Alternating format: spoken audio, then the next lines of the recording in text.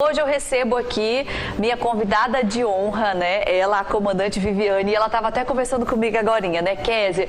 Eu tinha que vir, porque eu já estava devendo, né, uma entrevista para vocês. Mas, na verdade, gente, o que acontece?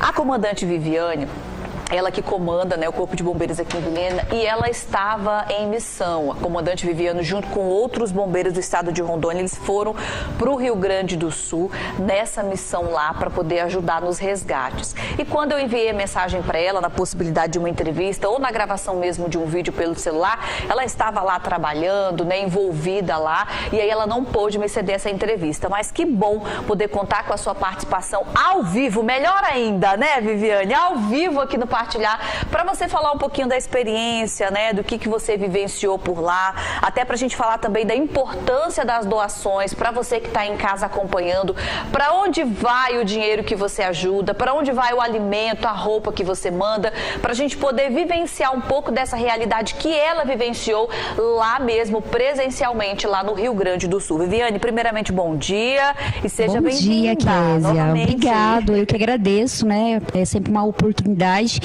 e um privilégio a gente estar aqui no seu programa. Você retornou quando de lá?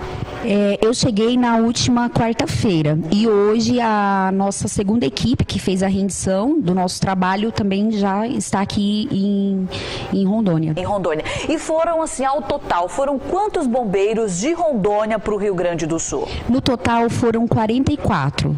Foram 22 na primeira equipe, que foi a equipe que eu participei, e mais 22 bombeiros agora. Aí, desse total, a gente teve 2 binômios, né, que são os cães que foram empregados juntamente com os seus tutores, e a equipe, 2 equipes da aeronave e nós que fizemos parte da equipe do terrestre, né? Tá. E como que foi essa seleção, Viviane? Existiu assim, quais foram os bombeiros selecionados e por que eles foram selecionados? Existe assim uma preparação mais específica para participar desse tipo de missão? Sim, existe. Na verdade, a nossa função, a atividade bombeiro militar, ela abrange aí uma gama muito grande, né? A gente tem aí a preparação para incêndio urbano, para incêndio florestal, a atuação em desastres, mergulhadores, e aí foi selecionado no estado todo, abrangindo a todas as unidades, né, até para não ter um desfalque também na nossa atividade, na prestação de serviço da comunidade aqui. Então foi aí mandado uma equipe que tinha experiência com produtos perigosos, mergulhadores, pessoas capacitadas em salvamento em altura, que é toda essa gama que a gente estaria utilizando ali para estar prestando esse primeiro apoio para a população de lá. E também foi cedido a tanto o emprego da nossa aeronave, que nela vai os enfermeiros e os médicos também, e o piloto e o copiloto. E vocês ficaram quantos dias lá? No total deu 15 dias. Inclusive, nós fomos acionados através da Liga Bom, né, que nela participa todos os comandantes gerais do Brasil. Então, na sexta-feira já houve essa iminência que já estava ali numa situação de alerta lá do Rio Grande do Sul, e já houve essa tratativa que possivelmente iria se precisar daí de um emprego de outros militares a nível de Brasil. E aí no sábado a gente teve uma reunião já online, né? Nosso comandante-geral fez essa reunião e a gente já foi mobilizado. E no domingo já começou aí o pessoal de Porto Velho, Ariquemes, deslocar, e na segunda-feira, dia 6, a gente já partiu para a missão no Rio Grande do Sul. Na verdade, assim, aconteceu tudo muito rápido, né?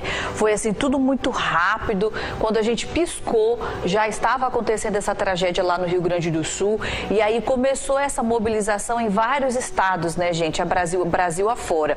Vocês estão acompanhando agora algumas imagens aí na tela, que são imagens que a Viviane mandou pra gente, né, de todo esse trabalho que eles desenvolveram lá no Rio Grande do Sul, e a gente percebe nas fotos, né, as imagens já são fortes, a gente assim percebe muitos idosos, animaizinhos. Para vocês, assim, qual foi o maior desafio para vocês durante esses 15 dias que vocês ficaram lá, Viviane? O maior desafio, assim, pra gente é atender a necessidade da população e mantendo o respeito, né? Porque porque assim, é uma situação complicada, até nas imagens ali aparece, senhores de idade que às vezes eles estavam com a água na cintura dentro de casa e eles não queriam sair.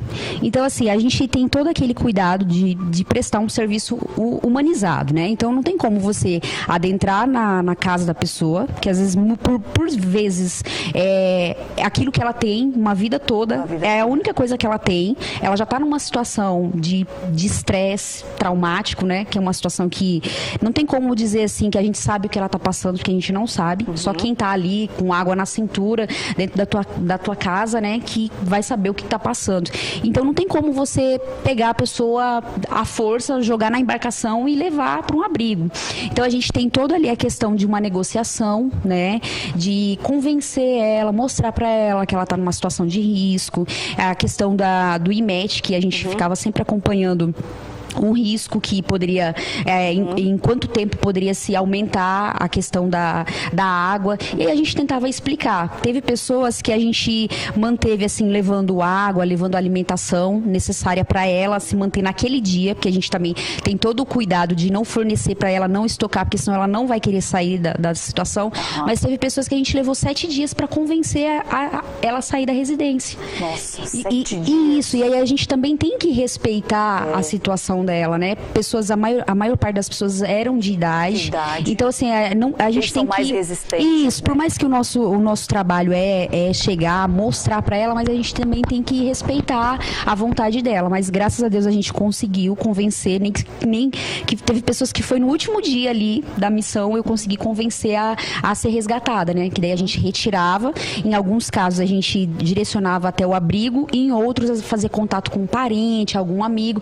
Porque, assim, até a cidade que eu atuei foi São Leopoldo. Fica ali a, acho que 30 quilômetros de Porto Alegre.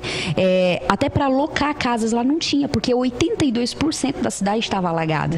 Então, mesmo que você tivesse condições, não tinha para onde você ir. Então, por isso que a opção do abrigo ou casa de conhecidos, familiares, entende? Tá. E como que foi essa questão também da preparação, assim, do psicológico de vocês? Porque, apesar de vocês estarem preparados para lidar com situações assim, vocês são seres humanos.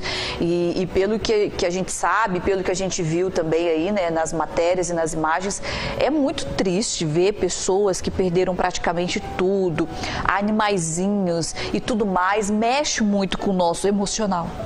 Como é que você vê? Como é que você se preparou para isso? Então, na verdade, a gente tenta se preparar, mas por mais que a gente ache que está preparado, na verdade, quando você chega lá, é uma imagem muito impactante. A todo instante, no decorrer dos dias que a gente esteve lá, você está na embarcação, você está vendo ali uma casa que ela está com o telhado todo submerso de água, e aí você se pergunta, nossa, parece que a gente está num pesadelo. Então, assim, é essa a sensação, né, que a gente tinha a todo instante, que parecia que era algo assim, que a qualquer momento a gente iria acordar daquele pesadelo. O que nos mantém firmes e motivados são as pessoas que a gente consegue ajudar, os animais que a gente consegue salvar.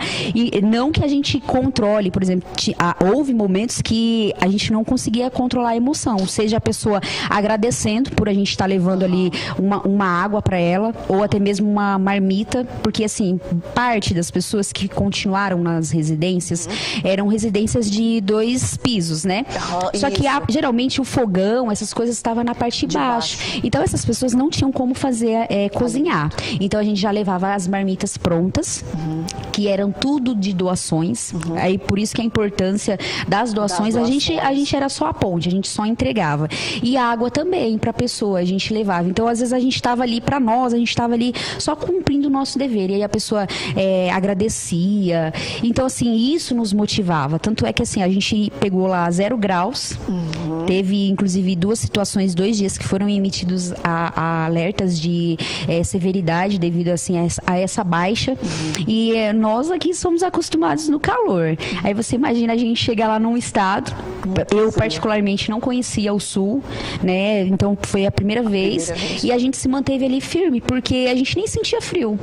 Quando a gente parava ali, que retirava a embarcação, que isso já era por volta de umas 6h40, era a hora que a gente retirava as embarcações e informava pro quartel, e aí às 21 tinha a equipe noturna, né?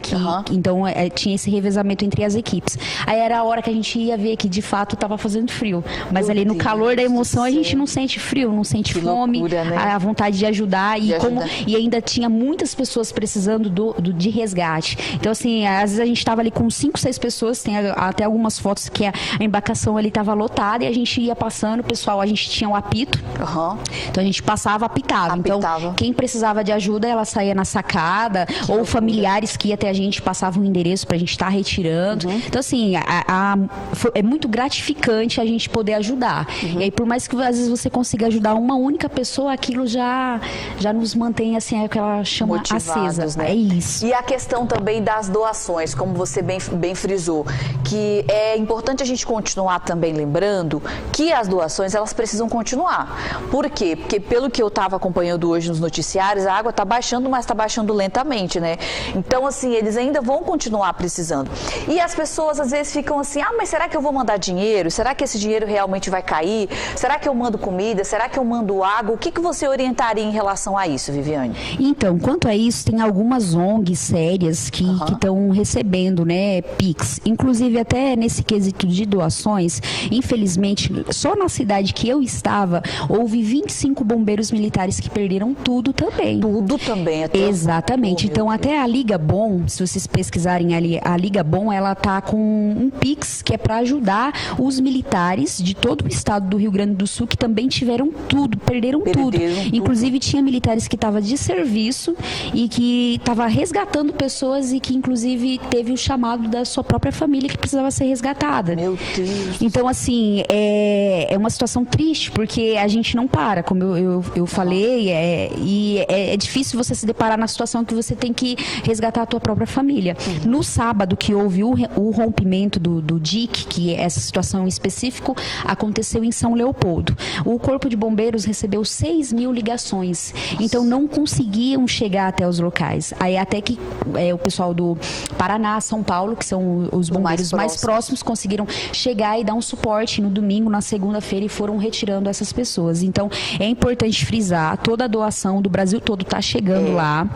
Inclusive o nosso estado também, nós enquanto bombeiros militares fizemos campanhas, recebemos, e aí é interessante estar orientando a população também a se atentar no que doar. Por exemplo, a doação de roupas e calçados é fundamental. As pessoas saíram de casa por vezes apenas com a roupa do corpo, mas aí você vai doar o quê? Uma roupa que está velha, rasgada, que você não usa? Não, isso é lixo. Você vai estar doando uma roupa que está em perfeitas condições, um calçado também, que ela está, pensa, a pessoa perdeu tudo, então ela não vai ter tempo para consertar nada. Ela já tem que pegar algo que esteja em condições de utilização e procurar separar ali roupa de criança, roupa de adulto. Isso facilita. A gente já observa que já os voluntários, eles precisam voltar para a sua vida normal. Então, também tem um problema que chega muitas doações e aí não tem pessoas para separar, para destinar. Então, se você procurar separar já roupa de criança, roupa de adulto, já facilita. E se atentar também a doar itens básicos de higiene, como escova de dente, sabonete,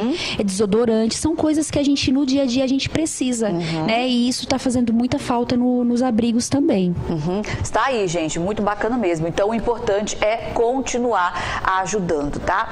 Bom, o nosso tempo hoje é muito curto, né? Como hoje o Partilhar só tem 45 minutos, né, meu diretor? Então, é extremamente curto, mas a gente vai agendar, né, numa próxima oportunidade para a comandante Viviane voltar. Só coloca aí, meu diretor, algumas imagens, se tiver vídeo, só para ela poder comentar de algumas situações que ela vivenciou por lá, e aí a gente já vai para finalizar. Por exemplo, bota uma outra, coloca uma outra. Por exemplo, esse caso aí, essa foto aí, Viviane, você lembra? Peraí, meu diretor. Lembro sim. Esse senhor, nós ficamos 7 dias levando água para ele, 7 dias? alimentos, e ele não queria sair. E em contrapartida, a filha dele todo dia ia lá na base e falava, tenente, e o meu pai, ele não tá querendo sair, a senhora me ajuda? E a gente ia, conversava com ele, seu Beto, o nome dele. A gente se apega, né? Vai lembrando os nomes e tudo.